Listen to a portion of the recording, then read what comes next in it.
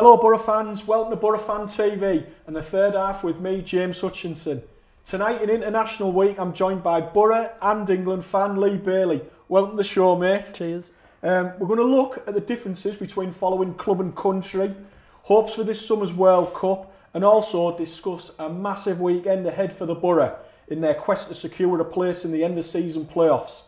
We're also going to let you know about a new competition where you can win a whole host of goodies, so we're going to talk about that at the end of the show, so there's plenty to get through. As always, we'd like your contributions, so send them in via Facebook, and me and Lee will try and get through them all. With it being International Week, just a question I thought I'd throw out there tonight is, who's the greatest international you've seen play for the Boro? So it doesn't have to be an England international, it can be any international. Let us know who your favourite player is and why, and we'll have a chat about that as well. So first of all, Lee, welcome again to the show. Who for you, in terms of that question, has been the best Boro international you've had the pleasure of watching? The obvious one's Janino, but George Boateng for me. Yeah, now again, Boateng probably like an unsung hero. Yeah. Didn't get praise he deserved. So yeah, George Boateng. Yeah. And he did a good job in that team, didn't he? Because he protected the back four. Didn't score many goals, but he did an important job, didn't he? Yeah, you noticed him when he wasn't there. Yeah. So obviously I mentioned there in the build-up about you're a Boro fan, but you're also an England fan. Yeah. And you go and watch the lads home and away. What's your earliest memory of watching England, Lee? Probably Euro 96. Right. And then France 98. I remember Beckham getting sent off and Dawn's goal against Argentina. Yeah. They're probably my earliest memories. Right. So Euro 96, obviously, that was played in this country. Yeah. We got to the semi-final. Arguably one of our best chances of winning something then. I wouldn't say it's been all downhill because we had like the golden generation after that, didn't they? Who promised a lot, didn't quite deliver. But being an England fan, it's obviously not success that you go following the team for, is it?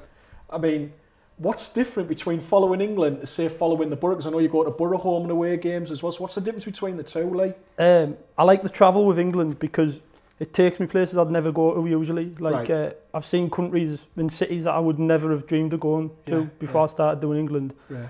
There's also good camaraderie with the fans. Right. Yeah. So can you name some of the places you've been to? Just give us a list of a few of the countries you've been to watching England. My favourite places I've been to so far is Ljubljana, Slovenia, and Bratislava, Slovakia. Right. Yeah.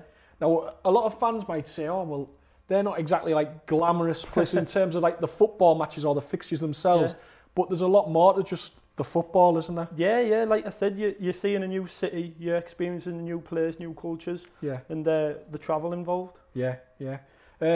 Mark Stonehouse, who I know is a good friend of ours, he's asked, what was your first official England away game and how did it go? I think there's a story behind this. You might want to edit some of it, I think.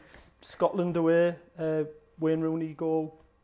Good day, got a little bit too drunk. Well, you know, these happen, you get a bit excited in the atmosphere and stuff like that, and obviously, was that the 3-1 match, was it? Yeah. So it's understandable. That was my first official game. My first England away game was Estonia, Wayne Rooney free kick. Right.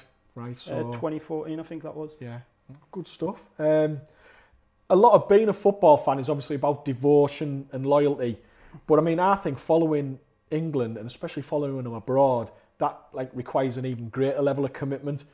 What was it that attracted you to going to watch England in the first place? Like, obviously, like when Boro were in Europe, I started. Well, I'd done a few games there and just got a bug for going abroad. I think that when we seen the Banik Ostrava fans and the Stuttgart fans, I was like, oh, they're miles ahead of us. Yeah. Then me and Mark Stonehouse, we started doing a few European games. We went to Barcelona, Hertha Berlin, Union Berlin. And then it was like, well, it's good, but we don't feel anything for these clubs. Yeah. And then that's when let's do England away games. Yeah, fantastic. So I mean, you've said there that you've got to watch like club matches and stuff like that, but in terms of like the planning and the organisation that goes into doing a trip, because I know sometimes just going to a Boro away match, you have to plan who's getting the tickets, who's booking the buses. I mean, what sort of planning and organisation goes into an away game for you lads? And is it just you and, like, say, Mark, or is it a group of you? What do you have to do, Lee? There's probably a core of 8 from Boro, and then we meet Sunderland fans, Newcastle fans, Nottingham Forest, Arsenal, Stoke. Yeah. So there's a big group when we're all out there, but the planning, Mark plans occasionally and I plan some. hotels, we both on booking.com trying to find the cheapest you can. Right, yeah. The flights, sometimes it's better to fly into a country next door, spend a night or two there and get the training. Because it just takes a bit of planning. I was going to say, to me, I've gone to watch England at home, never been abroad to watch them, but I always equated it costing a lot of money to do these things. So you obviously have to put a bit of time into try and do it as... Yeah, if you learn, like, you realise after you've done a few, there's ways around. Like, you don't just have to get the first flight you see. Yeah. Like, we're going to Russia in the summer and the flights were sky high as soon as the draw was made. Yeah. And then we've waited and they've come down by £300 or £400. So that's a massive saving. Yeah. So you just got to be clever. Yeah. Now I know, obviously, watching England, and some people have commented to me in the past about it, that following the national team, they see it as a bit of a London thing. Have you found this to be true, Lee? Or like you said, you've just mentioned lads from Newcastle, Sunderland. I haven't found that to be true. I've found it to be more lower league clubs, but then you look at your likes of Man United, Liverpool, they're in Europe week in, week out. Yeah. Whereas the smaller clubs don't get a European away day, so I think that affects it. Is where you get a greater following, Yeah, League One, League Two, non-league, big representation. Good stuff. Yeah, I mean, obviously Sunderland will fall into that category next year, won't I? mean, I know a few of the lads who are Sunderland fans. I don't know what they're going to do. They're going to be torn next year a bit on international weekend, aren't they? Yeah, there'll have to be fan bars out there to watch Jeff and the boys. No, all joking aside. Jacob's just come with a good question there. What was your worst experience during an away game following England? Don't pick the obvious one. Well, I don't know. I think there's a few that would be going in the obvious one. But obviously the Marseille thing. We went to Estonia and a taxi driver absolutely scammed us. We told him to take us to a stadium. Yeah. He took us to an ice hockey stadium and he was pretending he didn't know there was football on. Right. So that cost us quite a bit.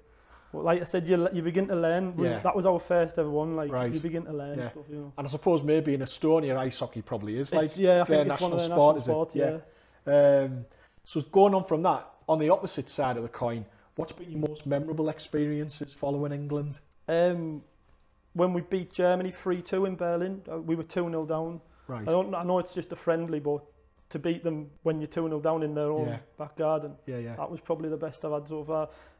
Slovakia away as well, Sam Allardyce's one and only game. Lallana last minute, that was good. That was... Because sometimes I think, for all we can't talk about winning things in the last 40, 50 years, it's still an achievement to qualify for the tournament. Absolutely. And I think it must be great to go to an away qualifier, an important one, and win that game. That must be a great experience to be. My views have changed since I've started doing them, because I used to be like, international week, I'm not bothered. Now I'm going away and I'm like, Lithuania, we should be pasting them. Yeah. But I'm happy to get the 3 points to get us closer to whatever tournament, you know. Boro fans, I'd be interested in your opinions, because I must admit there's a lot of fans that you talk to and they sort of see international week as a bit of a hindrance and they don't enjoy it. They say it breaks up the rhythm of the season. Rob, the birthday boy there, he's nodding his head. But there's some that think, well, I like the break from the club football, just to take a step back and also watch some other teams and other players that you might not normally get to see. So what do you think? Let us know. Get in touch with us and me and Lee will have a chat about it. Obviously, Euro 2016 now, nearly 2 years ago, I went out to France. I didn't go to any England games, but I was out in France during the tournament. And although I didn't get to any England games, I found it like almost like a giant football party. It was very relaxed and chilled where I was. But I know you lads, you were in Marseille, weren't you, for the Russia game? What was that like, Lee? It was 10 minutes of madness, I think. Really? Like, I was talking to Russians outside the ground, and this is what I'm saying. Like, people are saying don't go to Russia and that, but I don't think it was 200 idiots, wasn't it? Like, that doesn't get broadcast on the television. No, I wouldn't because have, it doesn't make good news, though. You know what I mean? Yeah. We were talking to Zenit fans and CSK fans, and they were down to earth. Yeah. So it was just 10 minutes of madness, really. Apart from that, it was a good 2 weeks. Yeah, really good. Brilliant. And obviously, you've just come back from Amsterdam. You've been out to the Holland game Friday night. Unfortunately, some of our followers hardly covered themselves in glory. I mean, things like chucking beer at people that are just there, general members of the public, just on the canals and stuff like that. Do you think that's a fair indication of what it's like going away following England, or is that something that's out of the ordinary, that sort of thing? Absolutely not. Like, Amsterdam on a Friday night was always going to attract idiots, really. Right. Like, I I think membership spiked just for this game. Right. Because obviously it's Amsterdam on a Friday night, everyone wants to go. 90% of those won't be going to a tournament. Yeah, yeah. I mean, and that's it, because you do have to be a member to go to England away games you officially, have to physically pick your ticket up in person with your ID to stop your tickets getting in the wrong hands. Yeah. So I think memberships spiked for that game. Yeah. Definitely felt like it. So did you sort of anticipate before that game on Friday that there probably would be a bit of trouble there? I knew there would be. That's why we usually do 3 days, a day either side. Yeah. Usually spend 1 day to go sightseeing, blah, blah, blah. Yeah. But with Amsterdam, we just went straight in, straight out, because we knew it was going to be. And that's it, I suppose, as seasoned travellers now following England, you know that's going to happen. Yeah, exactly. Like, whereas 2-3 years ago, we might have went for a week and got caught up in it. Yeah, that's it. And like you say, it attracts people that probably don't normally go to England matches, the games like Amsterdam on a Friday night, and say, ones that are easier to reach, is that fair to say? Definitely the games in Western Europe, like 1-2 hours away, Paris, Dortmund. Yeah. You know, the further afield you go, the more, better behaved we are, because it's people who want to be there for the football. Yeah. Richard Bailey, you might know this lad. He said, what is the worst thing about following England? Is it having to travel to Wembley? It's having to look after him. Expand on that answer, mate. Well, the lad missed his flight home from Amsterdam on Friday. That's shocking, that. And he's a lad that's gone to plenty of away games and all, isn't it? He missed slept his flight. in, to be fair. Slept in. Clocks hadn't even gone forward, had they? Yeah, Wembley can be pretty boring, but if we get cheap train tickets like we have for tomorrow, we'll usually go. Yeah. We've got train tickets returned for £22, right.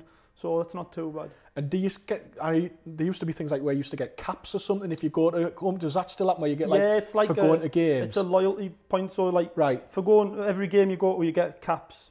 Yeah. They're called caps, and when you're applying for away tickets, if the allocation's too small, they'll work out on who's got the most caps. Right. And then it works like that. Right. But which isn't a bad system, no, is it? it's not a bad system at all. And in the 4 years we've been going, there's only been 1 or 2 games that we've had trouble with, and we've still managed to get in. Yeah. So, I mean, Boro fans, that's maybe something the club could look at here, because I know there's been a lot of controversy the last few weeks about allocation of away tickets. We've had games like the Burton Albion game next Monday, where a lot of fans who have been going to almost every game this season have missed out on tickets for that. There was also Sunderland a couple of months ago, where again, fans missed out on tickets who have been to nearly every single away match, didn't get a ticket for that game. So would you welcome maybe something like the cap system that Lee's talking about being used at the Boro? Jacob's just come back there with another point about the international break. It can be a bit boring to watch, and you might get injuries to your star players, but it is good to see up-and-coming players as well. That's just one of the things you have to take as part of maybe a successful club. Like, I must admit, I watched the end of Spain under-21s the other night, and your heart's in your mouth watching Traore, because you think if he gets injured. Yeah. But that's just one of the things, isn't it? Yeah, but it's part and parcel of international football, isn't it? Yeah. So yeah, again, obviously, international break. We've got another game tomorrow night. Now we've got Boro legend and former manager Gareth Southgate in charge. What have you made of the job he's done since he took over from Sam Allardyce, Lee? At first I wasn't sure, but I like what he's trying to do with the 3 at the back, and I like what he's trying to do, but he said he was going to pick players on form, and on form Glenn Murray should have been called up, which he wasn't, that's a bit annoying, but I do like what he's trying to do with the system, I mean, I must admit... it's no longer like a team of superstars now, do you know what I mean? It's like, there's a team there.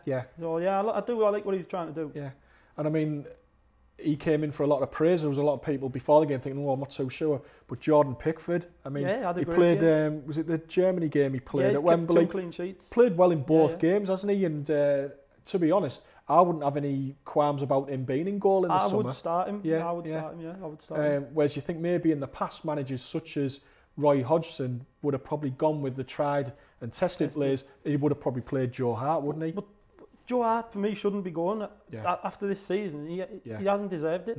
So we've got to pick players on form, otherwise it's just the same old. Yeah.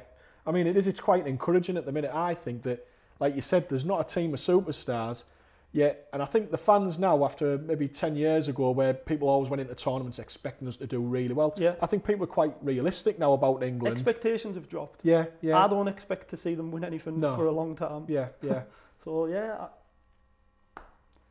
I mean, obviously, we don't expect, maybe it'd be nice to do well in the World Cup this summer, but looking further ahead, I think the next Euros, some of the games are over here, aren't they? Like the knockout, is it the knockout stages? I think if we get to the final, I think we'd only play one game outside of Britain. Right. Because Belgium didn't submit their venue in time, so England got extra games. Yeah.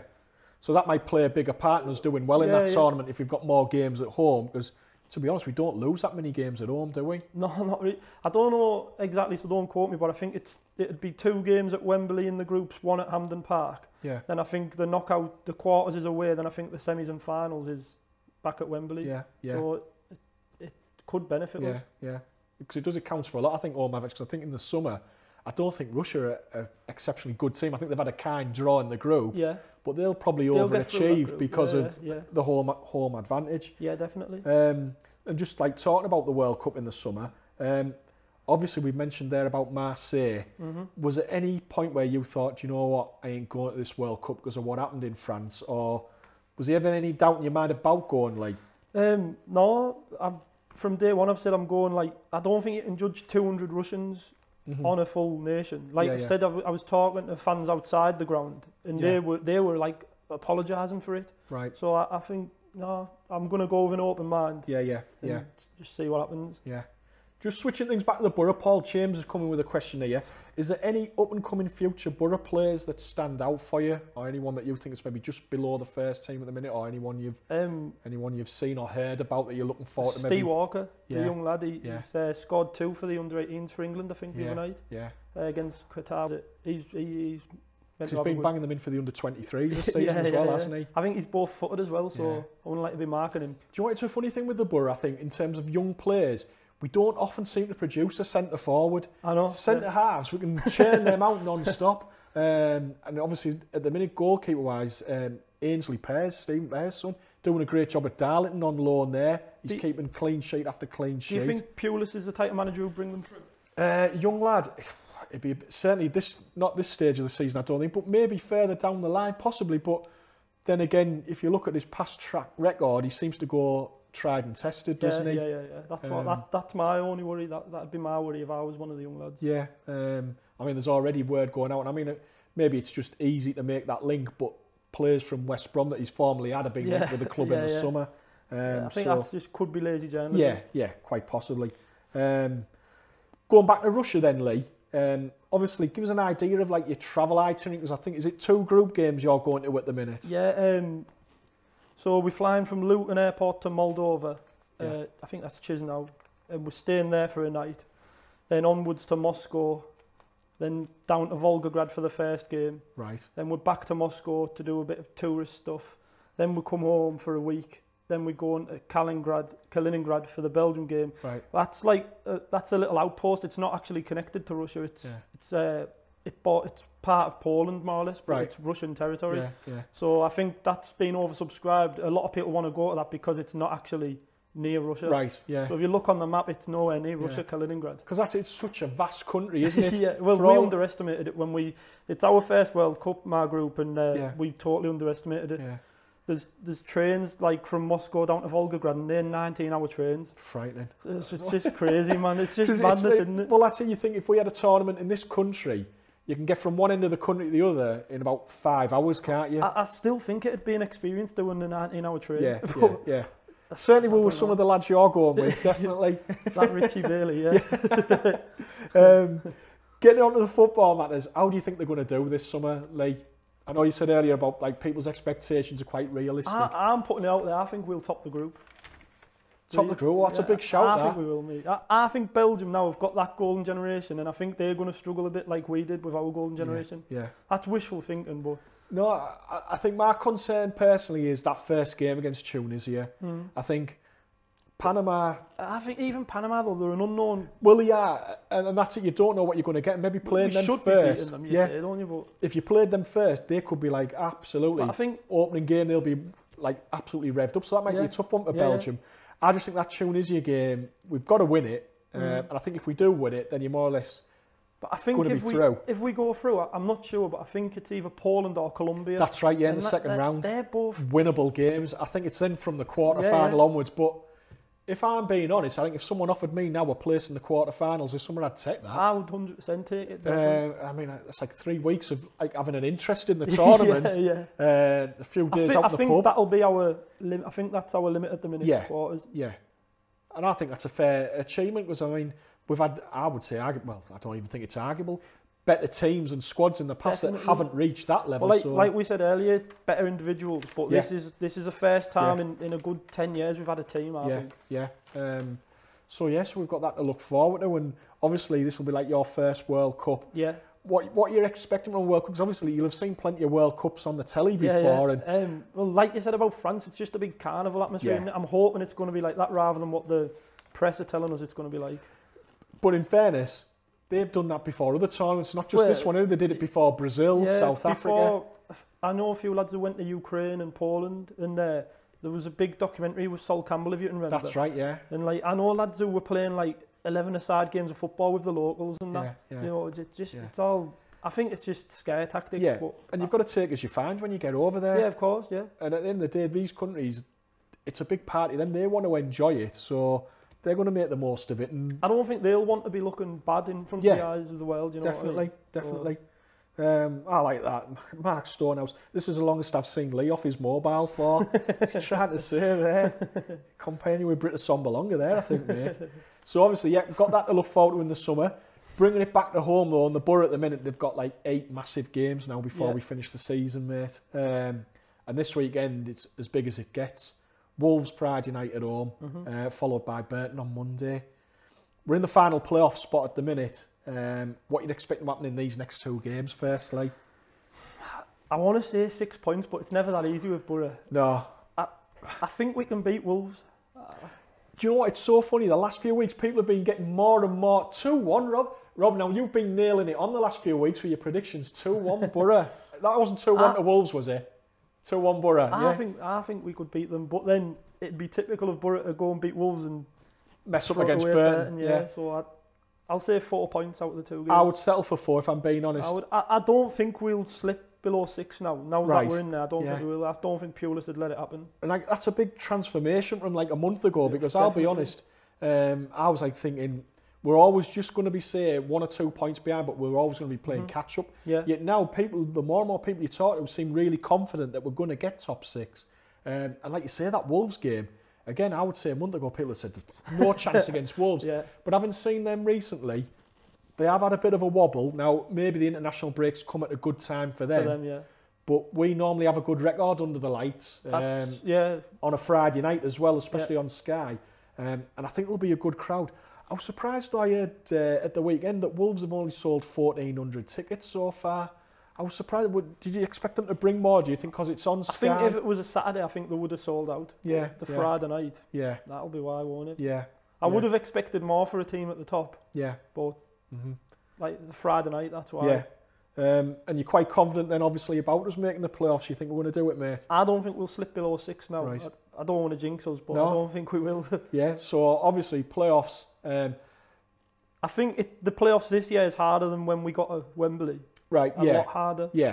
In terms of who you might meet in the if you say Cardiff and Wolves get top 2, Fulham, Villa, there's 2 hard games. And in all likelihood, they're going to be one of the 2 we play, aren't we? Because I don't think we're going to finish above 5th if we do get in the playoffs. So I think it's a lot harder than when we beat Brentford. And that's it, no disrespect to them, but when we got Brentford that year, you were like thinking, settle for that, that'll do us. And then even the other semi-final, you had Norwich and Ipswich, didn't you? Which you would have been happy with taking even. Obviously we get to the playoffs.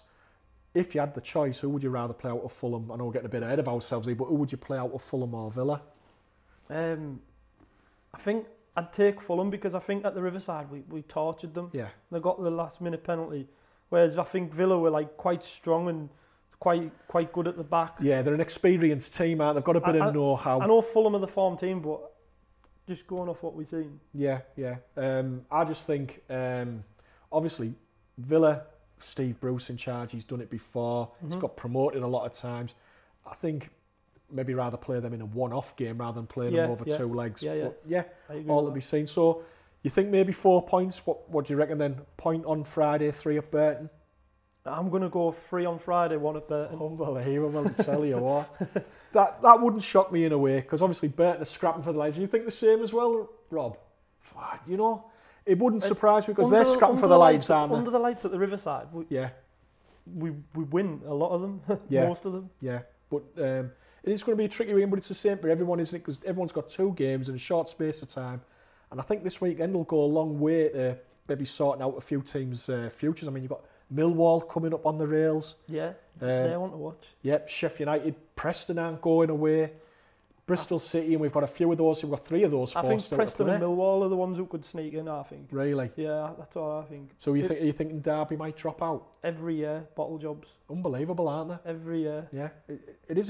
The fact that they've done their best to cancel the game because of the snow. Yeah, that's a bit naughty, that, isn't it? They went running, haven't they? Yeah, where we absolute grafted to get it on. Yeah. We were like, get it on, get these 3 points. Do you think they did that thinking they've got Sunderland at home on Friday and thinking that's going to get them back into form? Well, there's 3 points for them, so possibly. But we need a favour off Sunderland there. You never know. I think Derby will drop out. They always. I think they'll drop out. Yeah.